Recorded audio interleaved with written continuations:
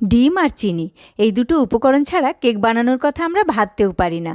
অথচ খেজুর আর আপেল দিয়ে এত সুস্বাদু একটা কেক বানানো যায়, সেটা নিজে হাতে না বানালে বিশ্বাসই করতে পারবেন না। খেজুর প্রথমে একটু ফ্রেশ খেজুর নেবেন, বীজ ছাড়িয়ে আমি খেজুরগুলো ঈষৎ উষ্ণ দুধের মধ্যে ভিজিয়ে রেখেছিলাম। একদম ডুবো জল নয়, ডুবো দুধ দিয়েছিলাম।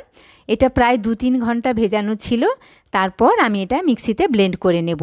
দেখুন খেজুরের দানা থাকে, তাই মাঝে মাঝে এটা 2-3 বার ধরে ব্লেন্ড করতে হবে। খুলে খুলে দেখে নেবেন কোনো লাম্পস থেকে গেল কি না।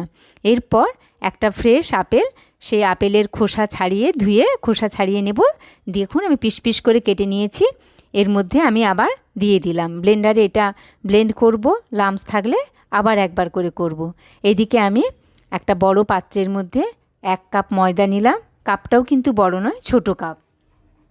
আর একটা 1/5 কাপ ময়দা নিলাম, 1 কাপ 1/5 কাপ। আর এর সাথে দিলাম খানিকটা বেকিং পাউডার। আমি যতটা নিয়েছিলাম আপনারা দেখছেন পুরোটাও দিইনি। আর 1 চুটকি বেকিং সোডা চেলে নিয়ে রেখে দিলাম। এরপর দেখুন এটা ব্লেন্ড করতে করতে একসময় লাম্পস আর থাকবে না। তেল দিয়ে কিন্তু আরও একবার এটা ভালো করে ব্লেন্ড করে নেবেন, তাহলে মিশে গেল সব কিছু। আমি এতে চিনি বা ডিম কিছু দেব না। একটা স্মুথ ব্যাটার করে আমি যেভাবে আমরা কেক বসাই এভাবে পাত্রটা রেডি করে একটু ময়দা ছড়িয়ে নিলাম। তারপর দিয়ে দিলাম ড্রাই ফ্রুটস।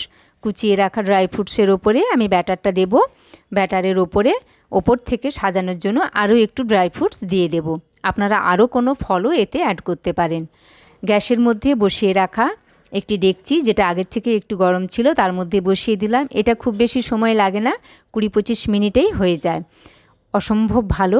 বাচ্চাদের স্কুল টিফিন বক্সে দিয়ে নিজেরা খান। কেমন লাগলো জানাবেন। ভালো লাগলে লাইক, কমেন্ট, শেয়ার, সাবস্ক্রাইব।